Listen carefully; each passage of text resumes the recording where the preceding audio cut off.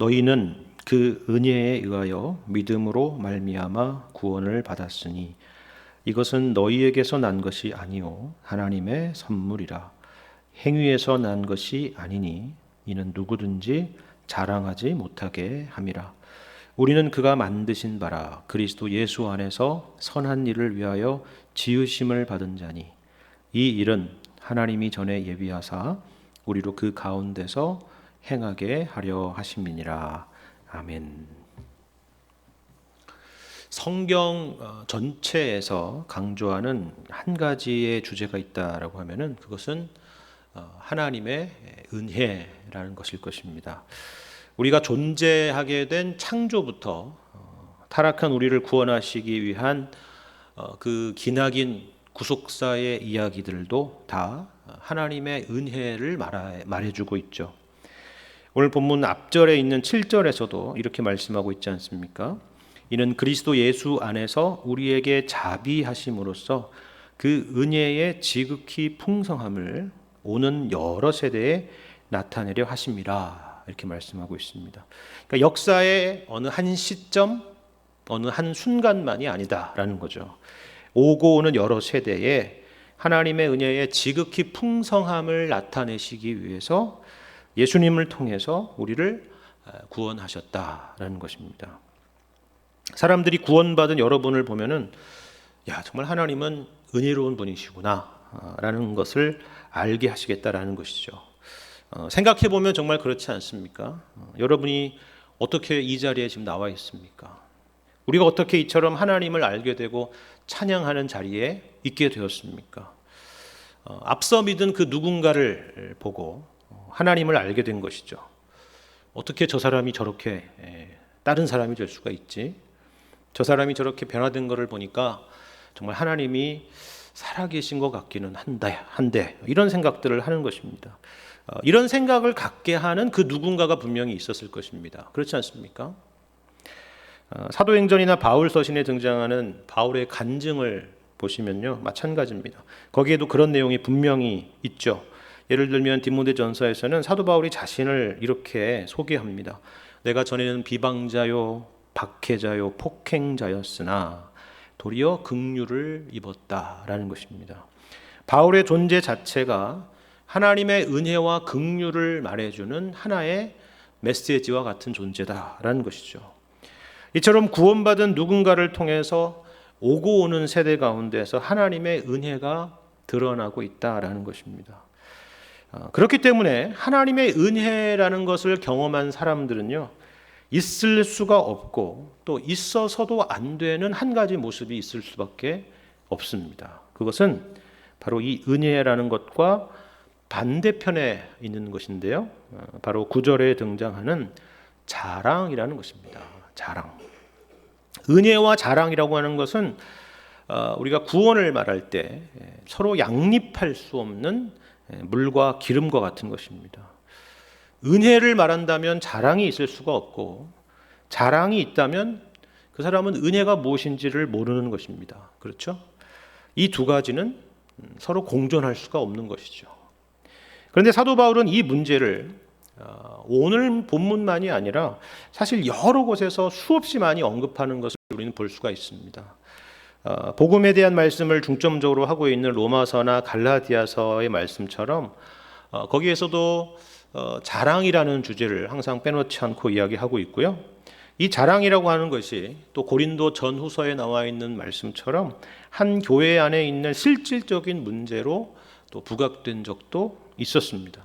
오늘 본문의 에베소서에도 마찬가지죠. 사실 2장 4절부터 계속 반복되어 나오는 것이 은혜에 대한 것입니다. 그리고 여기서 끝나지 않고 앞으로도 계속 반복될 것입니다. 왜 그렇습니까? 우리는 이미 다 알고 있지만 우리의 구원이 하나님의 은혜라는 것을 다 알고 있지만 우리가 늘 또한 실수하고 또 틀리는 부분이 바로 이 부분이기 때문에 그렇습니다. 그렇다면 왜 우리는 늘 이 은혜의 복음에 대한 이해에 대해서 실수하고 또 오해하게 될까요? 우리가 은혜로 구원 얻은 것은 분명하고 또 그렇게 다 같이 고백하고 있지만 그럼에도 불구하고 우리의 옛날 본성이 여전히 남아있기 때문에 그렇습니다. 그래서 신앙생활을 해나가는 데 있어서도 우리에게 자랑이라는 것이 여전히 남아있을 수 있다는 것이죠. 그럼 어떤 본성 때문일까요? 여러분 2장 2절과 3절 보시면은 허물과 죄로 죽었던 우리의 과거의 본성이 어떠했는지에 대한 설명이 나와 있죠. 세상 풍조를 따르고 공중의 권세 잡은 자를 따랐다라고 말씀합니다. 그리고 이어서 3절에는 우리의 육체의 욕심을 따라 지내고 육체와 마음에 원하는 것을 했다 이렇게 말씀하고 있습니다. 하나님을 떠난 인간은 항상 이처럼 스스로를 방어하고 스스로를 지키고 또 스스로를 증명해야 되는 존재가 되었다라는 의미입니다. 자신의 존재의 의미를 하나님에게서 찾는 것이 아니라 스스로에게서 찾아야만 하는 그런 존재가 되었다라는 것이죠. 여기 세상 풍조라는 것이 그렇지 않습니까? 약육강식 그리고 적자 생존의 세상입니다. 남들보다 뛰어나다라는 것을 증명해서 자기 안정을 가져야 되고 자기 만족을 찾아야만 하는 그런 존재가 되고 말았습니다. 이겨야만 하는 그런 세상이죠. 그런데 아이러니한 것은 그렇게 이런 것에 인생의 목적을 두고 살아가면 만족이 있고 행복이 있으면 좋겠는데 마치 신기루와 같이 그걸 쫓아서 갔을 때 또 저 멀찌감치 달아나는 것을 항상 경험한다라는 것입니다. 늘 말씀드리지만 예를 들면 하나님의 자리에 재물이 있는 사람은 아무리 재산을 많이 가졌다 할지라도 궁극적으로 만족을 할 수가 없습니다. 예를 들면 제가 로또에 당첨됐다고 생각을 해봅시다. 좋겠죠. 행복할 겁니다. 그죠? 근데 이번에 당첨된 사람이 10명이래요. 그러면 자신에게 떨어지는 게 적잖아요. 근데 지난 회차에서는 3명밖에 없었다는 거예요. 그럼 갑자기 우울해지기 시작하는 거예요. 지난 주차에 당첨됐어야 됐는데 왜 이번 주에 당첨이 돼가지고 그런 생각을 하는 것입니다. 재물을 많이 가진 사람은 그보다 더 많이 가진 사람이 항상 눈앞에 보이기 마련입니다. 왜냐하면 항상 또한 그들만의 리그가 있기 때문에 그래요. 대기업 회장들도 그들만의 리그 안에서 경쟁하는 것입니다. 그렇죠. 그래서 늘 만족이 없습니다. 외모도 그렇지 않습니까? 사람들에게 외모가 훌륭하다라고 칭찬받는 사람들도 정작 자신은 외모 때문에 컴플렉스에 빠져 있는 사람들이 상당히 많이 있습니다. 왜냐하면 그 안에서는 또 자기보다 더 괜찮은 사람이 있기 때문이죠. 그래서 늘 불만족 가운데 살아가는 것입니다. 예전에도 말씀드렸듯이 우리는 백설공주 이야기를 너무나 잘 알고 있지 않습니까? 백설공주의 새엄마인 왕비는 못생긴 사람이 아니었습니다. 본래 외모가 아주 출중한 여인이었죠. 그래서 마법 거울에게 누가 이 세상에서 제일 예쁘냐라고 물으면 당연히 왕비이십니다라는 대답을 들어왔고 그것으로 늘 만족해 왔었습니다. 그런데 나중에 백설공주가 이제 점점 커서 더 아름다워지자 누가 더 예쁘냐라고 했을 때 백설공주가 더 아름답다라는 그 한마디에 백설공주를 죽이려 든 것입니다. 그것이 바로 죄인된 인간의 모습입니다. 유명한 미국 NBA 농구 선수 중에 한 명이 이런 인터뷰를 했던 것을 제가 기억을 합니다. 아주 유명하고 실력도 좋은 선수입니다. 근데 자기는 늘 자신의 키에 대해서 불만이 있었다는 거예요. 내가 여기서 조금만 더 키가 컸더라면 매년 MVP를 받았을 텐데 그러지 못했다라는 것입니다. 사이즈가 늘 아쉬웠다라는 것이죠.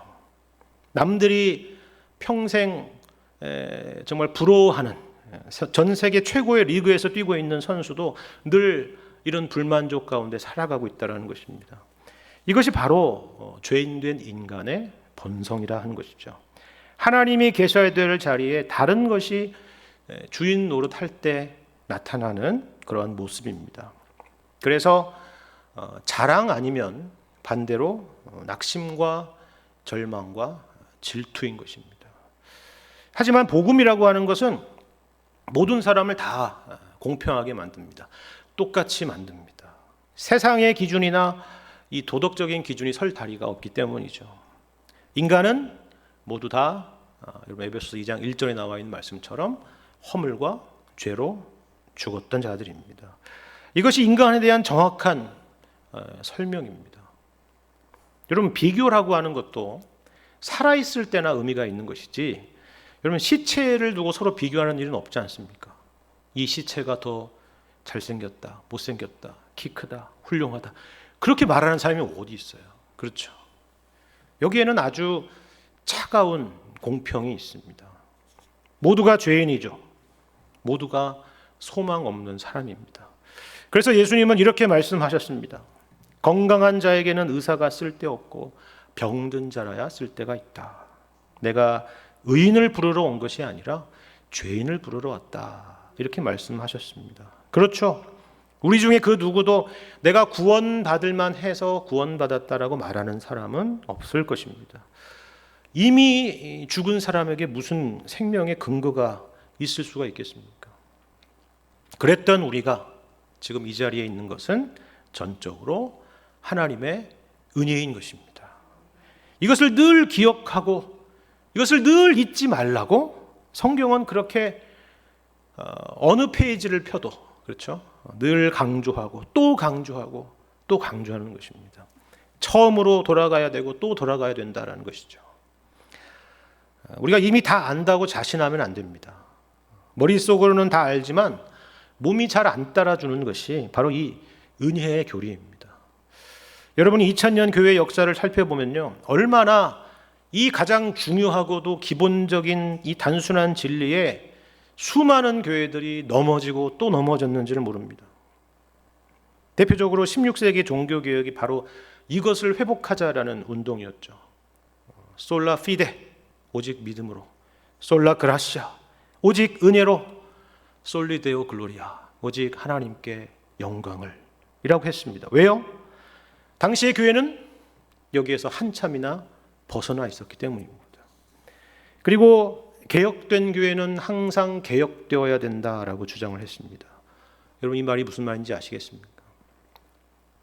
우리가 이 믿음 가운데 세워진 개혁교회라고 해서, 우리가 종교개혁의 후계자라고 해서, 그 이름을 가지고 있고 그 타이틀을 가지고 있다고 해서 우리 또한 무너지지 않는다라는 보장이 없다라는 것입니다.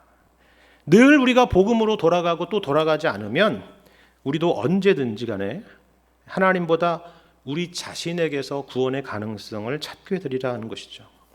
이것이 바로 사도 바울이 강조하고 또 강조하는 이유인 것입니다. 우리의 구원은 오직 하나님의 은혜입니다. 우리가 늘 기억하고 반복하고 찬송하고 감사하고 또 늘 되새겨야 될 그런 내용입니다. 그런데 오늘 본문 말씀 가운데서 이 은혜라고 하는 것이 우리 가운데 하는 일이 있다라고 말씀하고 있는데요.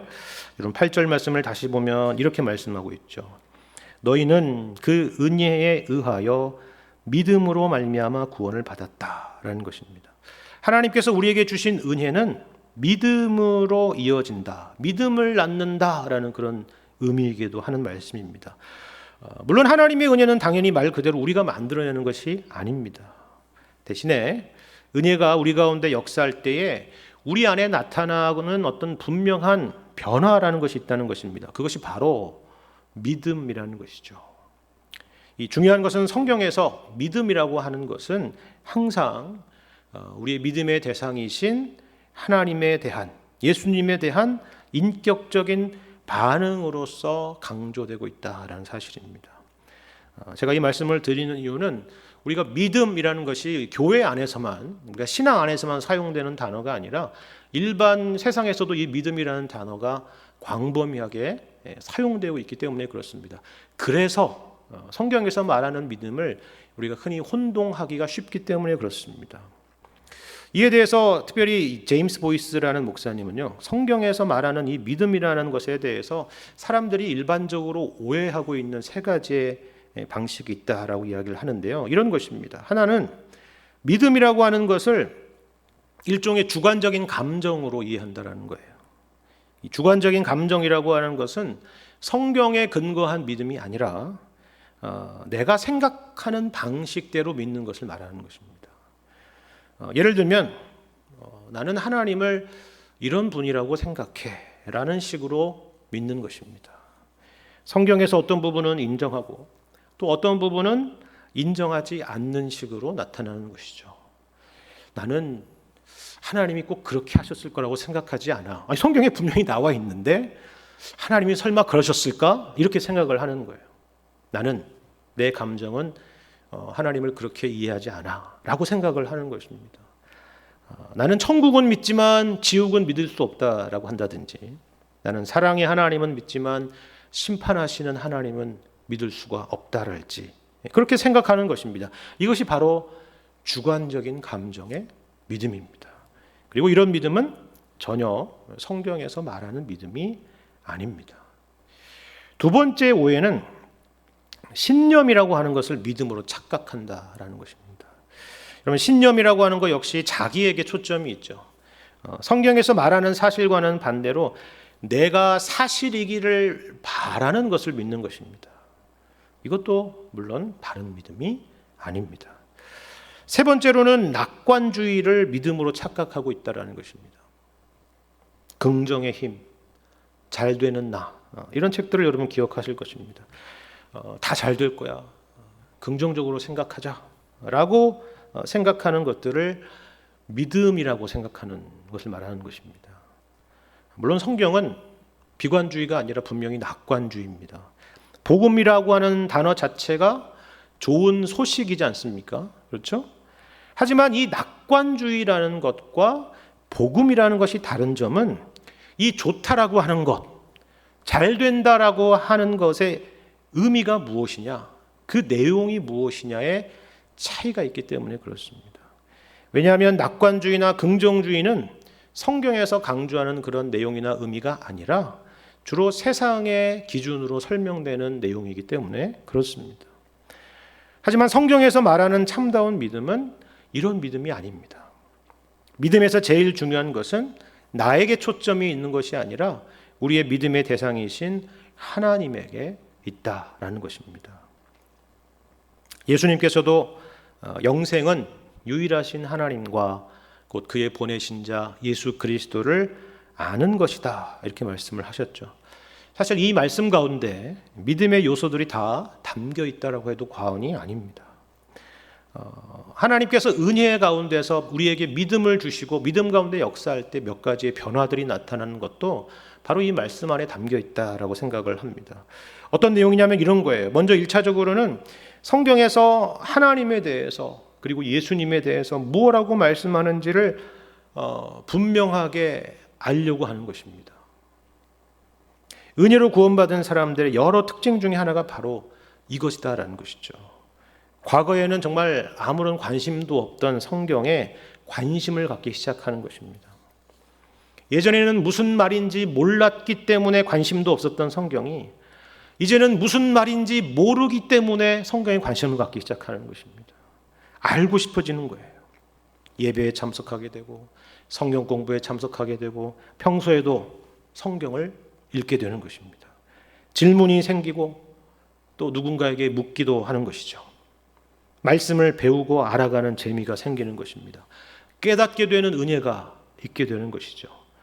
그래서 왜 성경에서 이 말씀이 양식이라고 하는지, 그리고 왜 꿀송이보다 더 달다고 하는지를 알게 되는 것입니다. 그런데 이 믿음이라고 하는 것은 이처럼 이런 지적인 내용만 있는 것은 아닙니다. 하나님을 알고 또 예수님을 안다라고 할 때에 이 안다라고 하는 것은 지적인 것을 훨씬 더 넘어서는 내용을 갖고 있습니다. 성경이 하나님에 대해서 우리에게 가르쳐 주시는 것이 무엇입니까? 하나님은 이처럼 믿을 만한 분이시다. 우리가 신뢰하고 의지할 만한 분이시다. 우리가 사랑할 분이시다 라는 것이죠. 그래서 구원받은 사람들은 이 성경을 통해서 어떤 지적인 유희를 즐기는 것이 아니라 인격이신 하나님에 대한 믿음의 반응이라는 것이 생기기 시작하는 것입니다. 이에 대한 대표적인 반응이 바로 기도를 하게 되는 것이고 예배를 드리게 되는 것입니다. 하나님과 인격적인 교제를 하게 되고 하나님께 우리의 마음을 열게 되는 것입니다.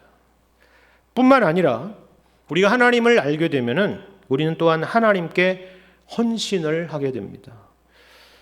교회를 오래 다녔으니까 이제 봉사할 때가 되었지, 그런 의미가 아닙니다. 이런 복음서에 등장하는 제자들을 보시길 바랍니다. 예를 들면 마태복음 16장에서 베드로는 예수님께서 너희는 나를 누구라 하느냐라고 물으셨을 때에 주는 그리스도시요 살아계신 하나님의 아들이십니다. 이렇게 고백을 했죠. 여러분, 이 고백이 어떤 의미인지 아시겠습니까?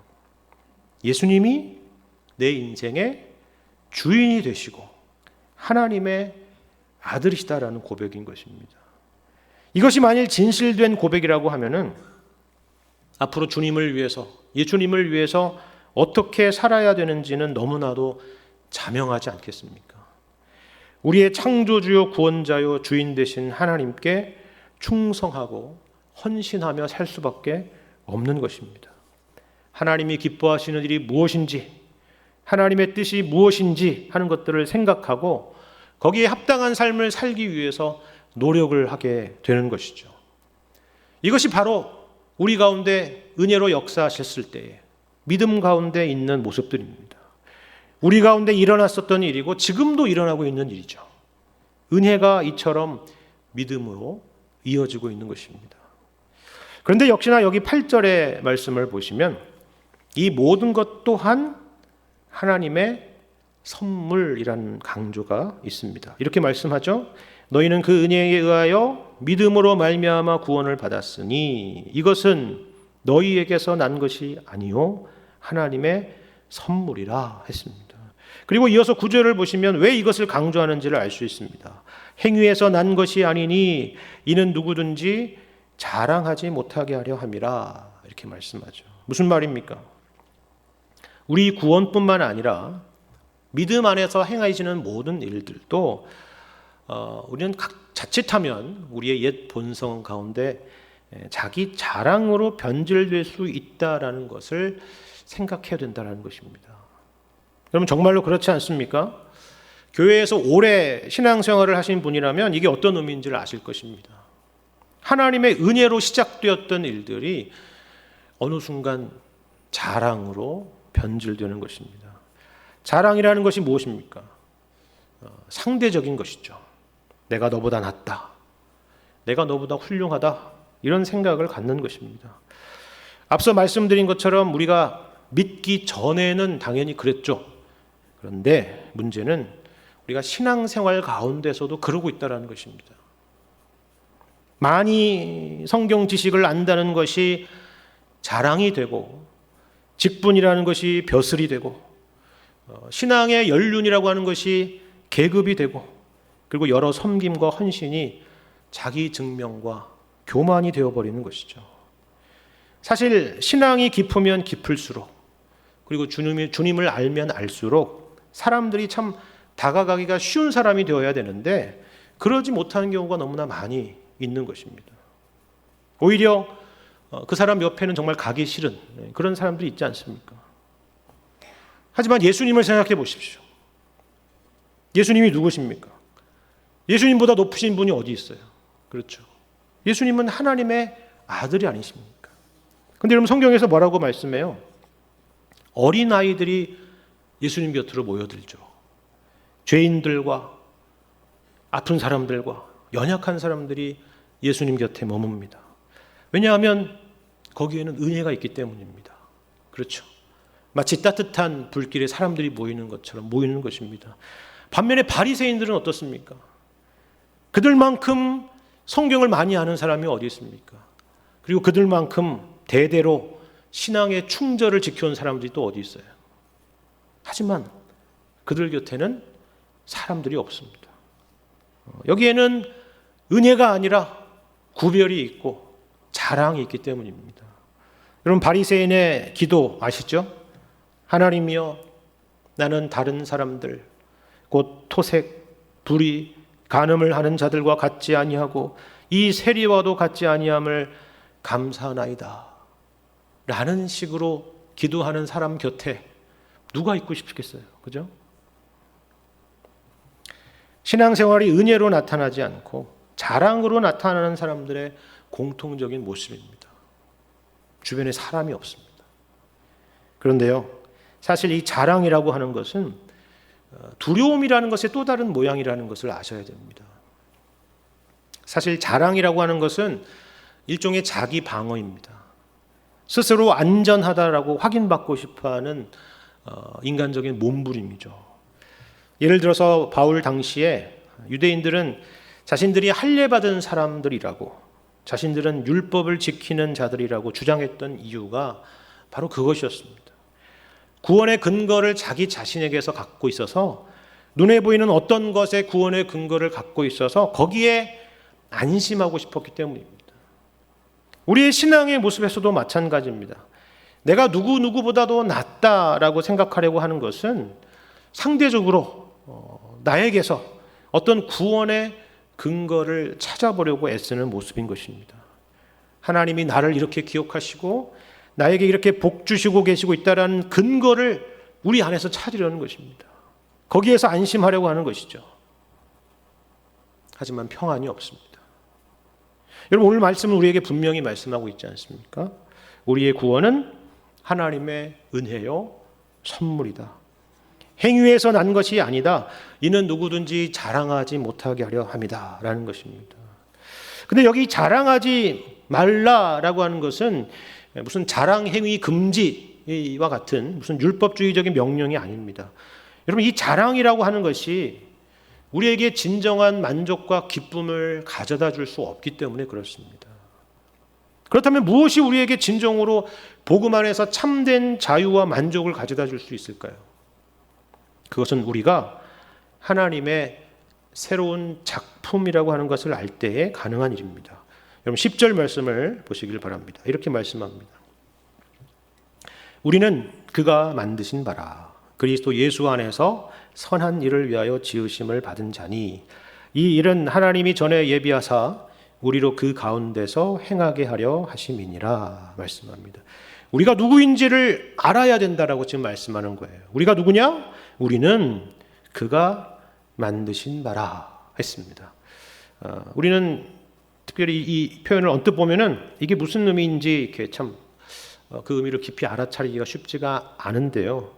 그냥 우리가 하나님의 피조물이구나 정도로 우리가 생각할 수 있는 표현입니다. 하지만 본래의 의미는 사실 이것보다도 더 깊은 의미를 갖고 있습니다. 여기 만드신 바라고 하는 것은요, 장인의 작품 그리고 장인의 솜씨와 같은 의미를 갖고 있습니다. 시라는 의미도 갖고 있습니다. 그러니까 우리는 하나님의 걸작품이고 하나님의 솜씨다 라는 것입니다.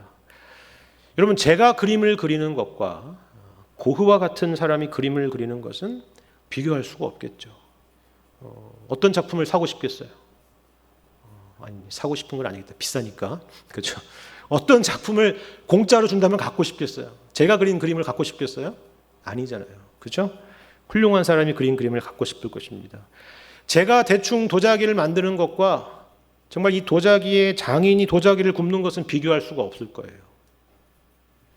제가 일기장에다가 시를 쓰는 거하고 훌륭한 시인이 혼을 담아서 시를 쓰는 것은 분명히 다를 것입니다. 그런데 하물며 하나님의 작품이겠습니까? 그렇죠. 우리가 그 하나님의 걸작품이고 하나님의 솜씨다라는 것입니다. 그것을 알아야 된다는 거예요. 그럼 어떻게 그렇게 되었습니까? 그리스도 예수 안에서 그렇게 됐다라는 것입니다. 은혜로 예수 그리스도를 통해서 구원받은 사람들이라면은 누구나 하나님의 작품이고 하나님의 솜씨라는 의미입니다. 근데 여러분, 이 표현에 굉장히 중요한 의미가 있습니다. 왜 그렇습니까? 예술가가 하나의 작품을 만들기 위해서 애쓰는 장면을 여러분 보신 적이 있습니까? 시인이 한 편의 시를 쓰기 위해서 퇴고의 퇴고를 거듭하는 장면을 보신 적이 있어요? 모든 예술가들의 작품이 그렇죠. 뭐 그냥 뚝딱 나오는 법이 없습니다. 우리 같은 사람이 보면 아니 그것만으로도 충분히 훌륭해 보이는데 그림을 찢고 다시 그리고 그리고 도자기를 깨트리고 그리고 원고를 다시 쓰고 또 다시 쓰는 것입니다. 이것이 바로 장인 정신이죠. 최고의 작품을 만들기 위한 노력입니다. 하나님께서 우리 가운데 행하신 일이 바로 그와 같다라는 것입니다. 왜 우리가 장인의 작품이고 우리가 왜 그와 같은 솜씨일까요? 하나님께서 우리를 최종적으로 어떤 작품으로 만드시려고 하기 때문입니까? 여러분, 여기 10절에 그리스도 예수 안에서 선한 일을 위하여 지으심을 받았다라고 하는 이 말씀이 그것을 말해주는 것입니다. 이 말씀은 우리를 단순히 착한 사람을 만드시겠다는 말씀이 아니에요. 그저 훌륭한 사람을 만드시겠다는 것이 아닙니다. 우리를 예수님과 같은 존재로 만드시겠다는 것입니다. 이처럼 이 말씀은 우리에게 참으로 참 놀라운 말씀인가 동시에 우리가 이 땅에서 현실 가운데서 경험하는 여러 고난과 어려움을 이해하는 아주 중요한 열쇠입니다. 우리가 방금 신앙 안에서 자랑이라는 것이 뭔지를 생각해 봤죠. 자랑이라는 게 무엇입니까? 구별하는 것입니다. 남다르다는 것입니다. 나는 있는데 너는 없구나. 나는 이렇게 형통한데 너는 어려움을 겪고 있구나 라고 생각하는 것들 아닙니까? 하지만 오늘 말씀 가운데 살아가는 사람들은 자랑이 있을 수가 없습니다. 왜 그렇습니까? 우리에게 이 믿음이 있을 때 이제는 나에게 닥치는 모든 일들이 하나님께서 나를 작품으로 만드시는 과정이라는 사실을 알기 때문에 그렇습니다. 왜 나에게는 남들에게 없는 이와 같은 환난이 닥칠까? 내가 예수님을 잘 믿지 않아서일까? 별의별 생각이 다 들겠죠. 그런데 그것이 아니라 뭐라고요? 환난이 인내를 낳고, 인내는 연단을 낳고, 연단은 소망을 낳는다라는 것을 우리는 믿기 때문입니다. 모든 상황 가운데에서 하나님께서 나를 빚어 만드시는 하나님의 손길이 있다는 것을 우리는 믿기 때문이죠. 이처럼 우리가 받은 구원 안에는 놀라운 하나님의 은혜가 있습니다. 그 은혜가 우리를 믿음으로 이끌고 그 은혜가 우리로 하여금 우리 안에서 역사하시는 하나님의 일하심을 보게 하시고 또 믿게 하시고 또 소망 가운데서 인내하게 하시는 것입니다. 이 놀라운 은혜를 기억하셔서 저와 여러분의 모든 신앙의 여정 가운데 어떤 상황을 만나더라도 그 믿음 가운데서 늘 감사와 찬송과 소망이 넘쳐나게 되시는 여러분과 제가 되시기를 주님의 이름으로 간절히 축원합니다.